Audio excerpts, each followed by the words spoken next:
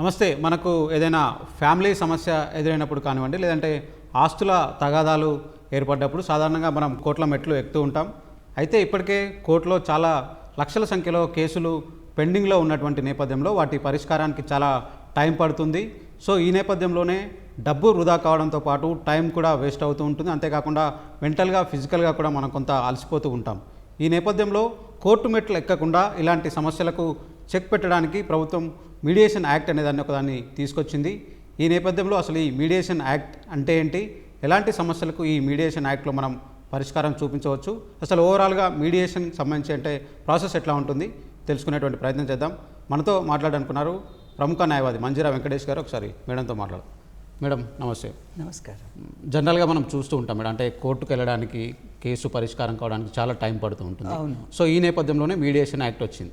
So యాక్చువల్గా అంటే mediation act అంటే ఏంటి, ఇది ఎప్పటి నుంచి అమల్లో ఉంది మేడం? మీడియేషన్ యాక్ట్ అనేది 2023లో వచ్చిందమ్మా. అది అంటే సెక్షన్ 89 ఆఫ్ సిపిసిలో, అంటే ఏడిఆర్ అంటే ఏంటి, ఆల్టర్నేట్ డిస్ప్యూట్ రెజల్యూషన్. ఏదైతే కోర్ట్ త్రూ పరిష్కారం వద్దు అని అనుకునే వాళ్ళు ఆర్బిట్రేషన్, మీడియేషన్ వీటి త్రూ పరిష్కరించుకునే దాన్ని ఏడిఆర్ మెథడ్స్ అంటారు. కాకపోతే మీడియేషన్ యాక్ట్ అనేది కొత్త, అంటే మొన్న రీసెంట్గా యాక్ట్ వచ్చింది, అంటే 2023. దీని గురించి ఇంకా చాలా అవేర్నెస్ అనేది అవసరము. ఇంకోటి ఏంటంటే మీడియేషన్ అనేది ఒక న్యూట్రల్ థర్డ్ పార్టీ, ఇద్దరు, అంటే ఎవరైతే ఇద్దరి మధ్యలో ఒక డిస్ప్యూట్ ఉంటుందో, డిస్ప్యూటెంట్స్, వాళ్ళని ఈ న్యూట్రల్ పార్టీ అసెస్ చేస్తారు. అంటే పార్టీ అనేవాడు ఆయన జడ్జి కాదు, అడ్వకేట్ కాదు. ఒక జడ్జి అయితే కోర్టులో మనకి సాక్ష్యాధారాలు ఉంటాయి. అంటే ఏవి evidences, oral evidences, return evidences, ఇవి చూసి వాటిని బేస్ చేసుకొని మాత్రమే జడ్జిమెంట్ ఉంటుంది, అంటే ఓరల్ ఎవిడెన్సెస్, సాక్ష్యాధారాలను బట్టి. అదే ఇక్కడ లాయర్ ఉన్నారు అనుకోండి, లాయర్ ఒక సైడే ఉంటారు. సో ఇక్కడ మీడియేటర్ అనేవారు నీదర్ జడ్జ్ నార్ అడ్వకేట్. సో ఇక్కడ ఇద్దరు పార్టీలకి సమానంగా ఉంటారు.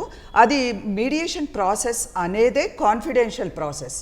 అంటే ఎవరికి కూడా, అంటే ఏదైతే ఈ 4 గోడల మధ్యలో చెప్తారో, అంటే ఎవరైతే పార్టీస్ ఉంటారో, అది ఒక స్ట్రక్చర్ ప్రాసెస్, అంటే స్టెప్ బై స్టెప్ ఉంటుంది. కాకపోతే ఈ మీడియేషన్కి వచ్చే వీళ్ళకి ముందే చెప్తాము ఇది చాలా కాన్ఫిడెన్షియల్ ప్రాసెస్. అయితే వాళ్ళకు ఒక భయం ఉంటుంది, మేము ఓపెన్గా చెప్పొచ్చా అన్నీ అనేది మీడియేషన్ ముందు, మళ్ళీ ఇవి సాక్ష్యం కింద కోర్టుకి తీసుకెళ్తారేమో. అంటే సాక్ష్యం కింద కోర్టుకి చెయ్యరు. మీడియేషన్లో ఏదైతే జరుగుతుందో, ఫర్ సపోజ్ ఒక మనీ సూట్లో మనం ఒక కేసు వేస్తాము, ఒక 10 crores రావాలి అనేది, అది వేస్తాము. నిజంగా 10 crores అనేది డిఫరెంట్. వాళ్ళు వచ్చి మీడియేషన్లో చెప్తారు, లేదు మాకు ఓన్లీ 4 crores రావాలి, కాకపోతే మనకి ఇదంతా అయ్యి కోర్టు ముందు ఏమన్నా ఒక్కొక్కసారి మనం ఇంతకేస్తే అట్లీస్ట్ ఇంతన్నా వస్తుందేమో అని. సో మీడియేషన్ దగ్గరకు వచ్చేసరికి వాళ్ళు నిజం చెప్తారు. కాకపోతే ఆ ప్రాసెస్ అంతవరకే ఉంటుంది, కోర్టు వరకే. అంటే ఇంచుమించు మీరు చూస్తుంటే ఈవెన్ దీనికి లీగల్గా అది ఏముండదు. అట్లని లా దాటో లీగల్ ఇది పరిధి దాటి ఉండదు, అంటే చేయటానికి ఉండదు. సో వాళ్ళు అంటే ఫ్యాక్ట్స్ ఏదైనా కానీ, ప్రొసీజర్ కానీ, వాళ్ళకి ఏం కావాలి అనేది వాళ్ళు మీడియేషన్లో చెప్పుకోవచ్చు. అంటే ఫ్రీగా. ఇప్పుడు కోర్టు ఉందనుకోండి, ఒక కేసు తర్వాత ఒకటి పిలుస్తారు, వాళ్ళ పరిధి ఎంత ఉంటుందో ఆ కేసు వరకే ఉంటుంది. ఇక్కడ ఒక మీడియేటర్ ముందు వాళ్ళకి ఏమేం కావాలో అంతా కూడా చెప్పుకునే ఇది ఉంటుంది, అంటే మనసులోది. మళ్ళీ ఇంకా వాళ్ళు ప్రైవేట్గా ఏమన్నా చెప్పుకోవాలి అని అంటే కూడా అదొక సెషన్ ఉంటుంది, ప్రైవేట్ సెషన్ అనేది. సో ఇది దాదాపు చాలా వరకు ఉపయోగపడుతుంది వాళ్ళకంటే ఆ కాన్ఫ్లిక్ట్ని రిజాల్వ్ చేసుకోవటానికి చాలా వరకు ఉపయోగపడుతుంది మీరు అన్నట్టు. ఓకే, అంటే ఇప్పుడు జనరల్గా ఈ మధ్య కాలంలో ఎక్కువగా ఆలోచిస్తూ ఉన్నారు, కోర్టుకి పోవడం టైం వేస్ట్ ఇలాంటివి అనుకుంటూ ఉన్నారు. సో జనరల్గా ఎలాంటి కేసెస్లో మనం ఇట్లా మీడియేటర్స్ని అప్రోచ్ కావచ్చు మేడం? సో జనరల్గా అంటే ఇప్పుడు మనం సివిల్ మ్యాటర్స్ ఒకటి, కన్జ్యూమర్ మ్యాటర్స్ ఒకటి, కమర్షియల్ మ్యాటర్స్ ఒకటి, కాంపౌండబుల్ క్రిమినల్ కేసెస్. కాంపౌండబుల్ అంటే ఏంటి, ఎక్కువ సివియారిటీ లేనివి, అంటే సీరియస్ అఫెన్సెస్. ఇప్పుడు మర్డరు, రేపు ఇలాంటివి ఉన్నాయనుకో, అవి కావు. ఓన్లీ క్రిమినల్ కేసెస్లో లైక్ 498A, చీటింగ్ కేసు కానీ, చెక్ బౌన్స్ కేసు కానీ, ఎన్ఐ యాక్ట్ కింద.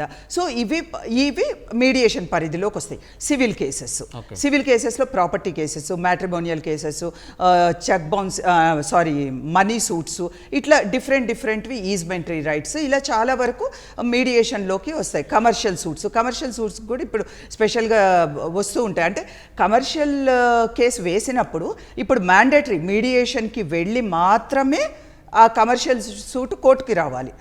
సో ఇట్లా డిఫరెంట్గా ఏరియాస్లో మీడియేషన్ని తీసుకోవచ్చు మనం, అంటే మీడియేషన్ని అప్రోచ్ అవ్వచ్చు.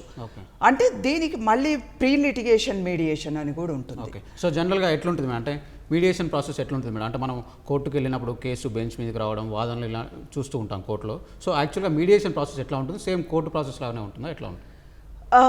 జనరల్గా మీడియేషన్ అనేదే రెండు ఉంటాయి, private mediation, court annexed mediation. అంటే మీరు అన్నట్టుగా కోర్టులోకి అడుగు పెట్టకముందే వేసేది ప్రీ లిటిగేషన్. అది వేసినప్పుడు ఫస్ట్ ఇప్పుడు ఏదైనా ప్రైవేట్ కోర్టులోంచే అవ్వాలి అంటే లీగల్ సర్వీస్ అథారిటీ దగ్గర మీడియేషన్ సెంటర్ని అప్రోచ్ అవ్వచ్చు.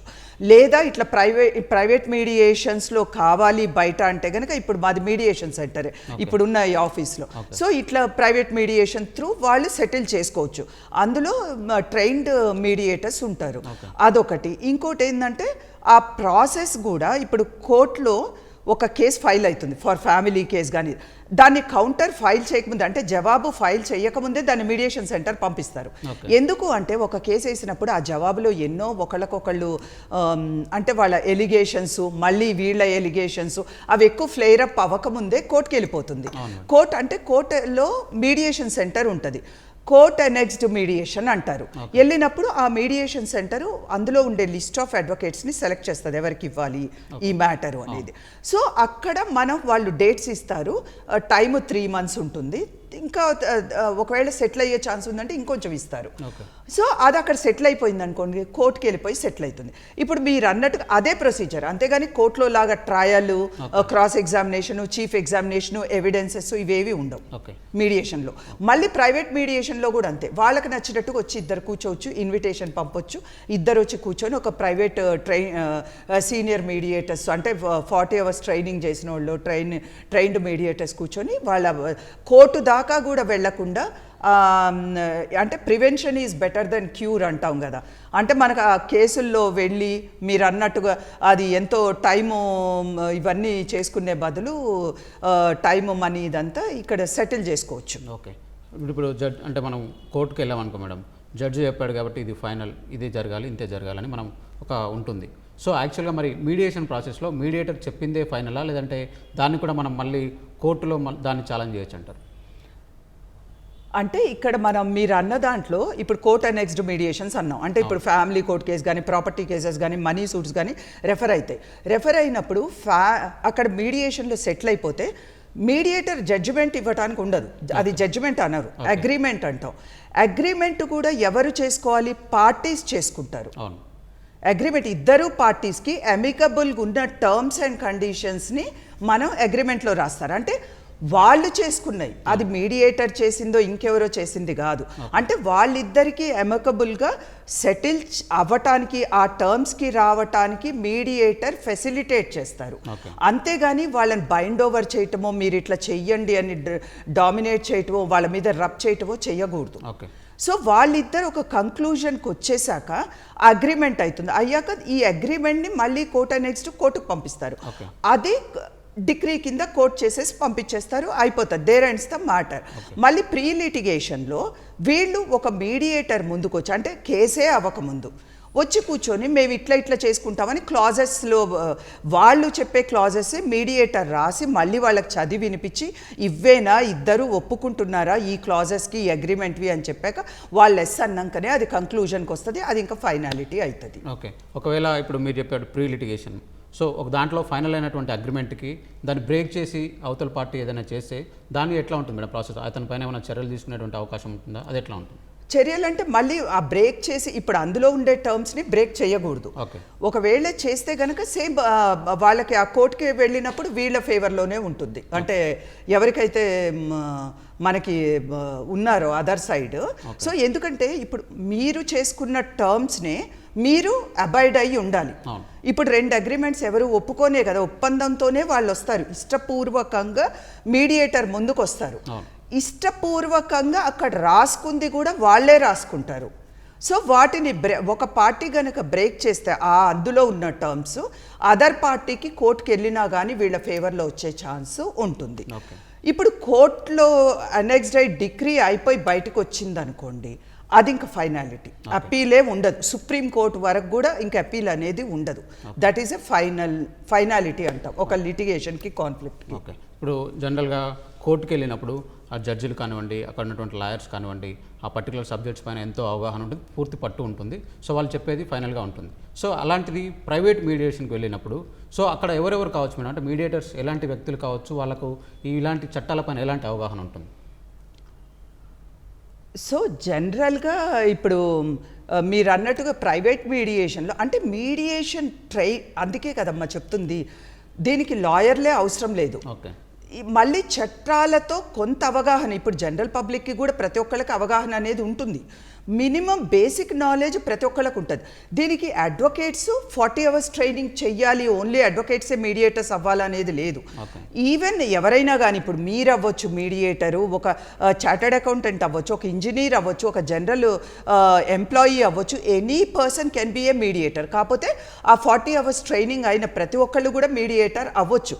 వాళ్ళ ఎక్స్పీరియన్స్లో అది ఆ ట్రైనింగ్లో వాళ్ళ కమ్యూనికేషన్ స్కిల్స్ కానీ వాళ్ళకు ఉండే అది ఏదైతే ట్రైన్ అవుతానో ఆ స్కిల్స్ని యూజ్ చేసి ఆ కాన్ఫ్లిక్ట్ని రిజాల్వ్ చేయడానికి చేసేందుకు పార్టీస్కి వీళ్ళు అసిస్ట్ చేస్తారు, ప్రయత్నిస్తారు. ఓకే, సో జనరల్గా మనం ఎట్లా కనుక్కోవాలి మేడం, అంటే ఈ మీడియేటర్స్ అంటే బాగా శాంటిటీ ఉన్నటువంటి మీడియేటర్స్ కానివ్వండి, లేదంటే సో ఎట్లా ఒక నమ్మకమైనటువంటి ఒక మీడియేటర్ని ఎట్లా మనం పట్టుకోవడం ఎట్లా అంటారు?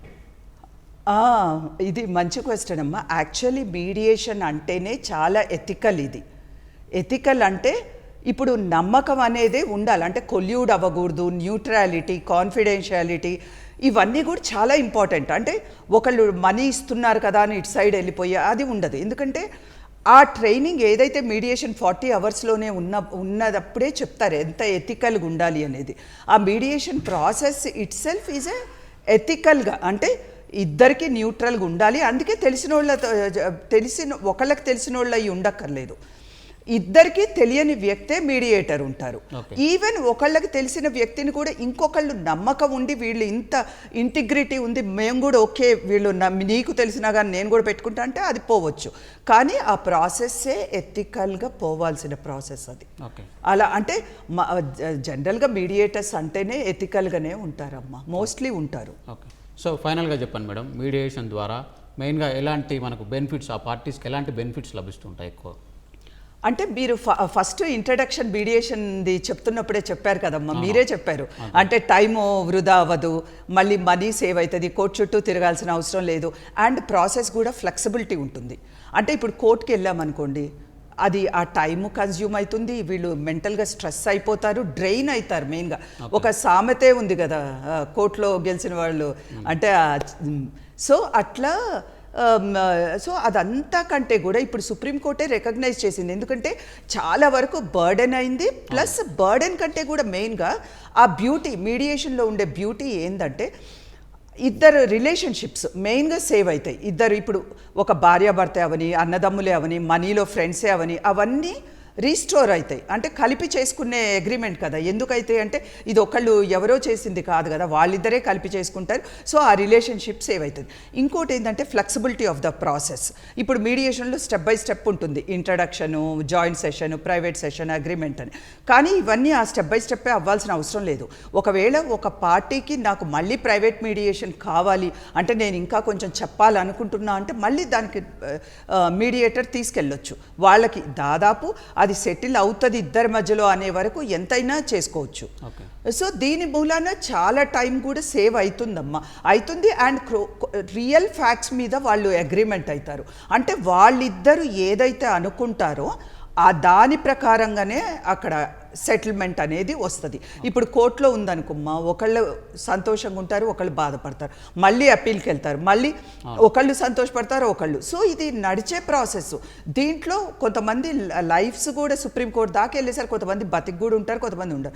కానీ ఇక్కడ రిలేషన్షిప్స్ అనేటివి కూడా చాలా ఇంపార్టెంట్. ఇప్పుడున్న దీంట్లో అంటే ఫ్యామిలీ ఇవి కూడా సేవ్ అయితే. ఇప్పుడు బ్రదర్స్ అన్నదమ్ములు కొట్లాడుకుంటారమ్మా, ఒక కడుపును పుట్టినప్పుడు చాలా సంతోషంగా చిన్నప్పటి నుంచి కలిసి పెరిగి పెద్దయ్యాక ఎవరి ఫ్యామిలీ వాళ్ళకి అయినప్పుడు జస్ట్ ఆ డబ్బుల కోసం కొట్లాడుకుంటున్నప్పుడు ఇలాంటి మీడియేషన్స్ ఇవన్నీ చాలా ఉపయోగపడతాయి. ఓకే. సో జనరల్గా మీ మీడియేషన్ ప్రాసెస్ పైన ఎట్లా ఉంది మేడం? అంటే అవగాహన ఎట్లా ఉంది?